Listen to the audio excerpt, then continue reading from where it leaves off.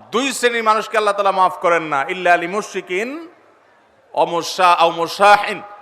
তবে যদি মুশরিক আর মুশাহিন থাকে, শত্রুতা করে, হিংসা করে অন্যের প্রতি, এইরকম মানুষ যদি থাকে, তাদেরকে আল্লাহ তাআলা সাধারণ ক্ষমা আওতায় আনেন না। রমাদানে আল্লাহ তাআলা প্রতিদিন বহু মানুষকে সাধারণ ক্ষমা করেন। রমজান যখন কাছে আসে, শেষ দশক আসে, তখন সাধারণ ক্ষমার পরিমাণ বেড়ে যায়। আল্লাহ সুবহানাহু ওয়া তাআলা বলেছেন, ওয়ালিল্লাহি উতা, নবী সাল্লাল্লাহু আলাইহি সাল্লাম বলেছেন, ওয়ালিল্লাহি উতাকাউ মিনান নার ওয়া যালিকা ফি কুল্লি লাইলা। রমজানের প্রত্যেক রাতে বহু মানুষকে আল্লাহ তাআলা জাহান্নাম থেকে মুক্ত ঘোষণা দিয়ে দেন। অমুক জাহান্নাম থেকে মুক্ত, অমুকের ছেলে অমুক জাহান্নাম থেকে মুক্ত, অমুকের ছেলে অমুক, তার নাম জাহান্নামের তালিকা থেকে কাটা, জান্নাতের তালিকা চলে আসবে। অসংখ্য মানুষকে এভাবে এই সুযোগ আল্লাহ তাআলা দান করেন।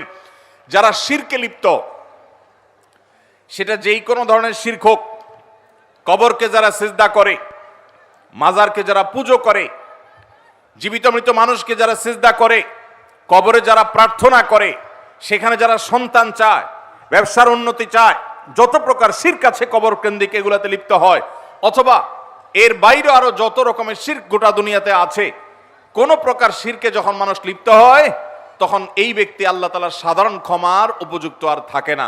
এই জন্য ভাইরা, রমজানের প্রস্তুতির অংশ হিসাবে 5 নম্বরের যে প্রস্তুতি আমরা গ্রহণ করব, সেটা হলো আল্লাহ তাআলা যেহেতু রমজানে অনেককেই সাধারণ ক্ষমা করবেন, আমি যেন সেই সাধারণ ক্ষমা প্রাপ্ত সৌভাগ্য মানুষদের তালিকায় ঢুকতে পারি, সেজন্য আমার অন্তর থেকে হিংসাকে ধুয়ে মুছে সাফ করে ফেলতে হবে। কোন মুসলমানের কল্যাণ দেখে আমার কষ্ট হবে না, কারোর ভালো দেখে আমার ভেতরে জ্বালা পোড়া হবে না। পারলে তার জন্য আরো বেশি দোয়া করব, যে কারোর ভালো হোক আমি আরো ভালো চাইবো।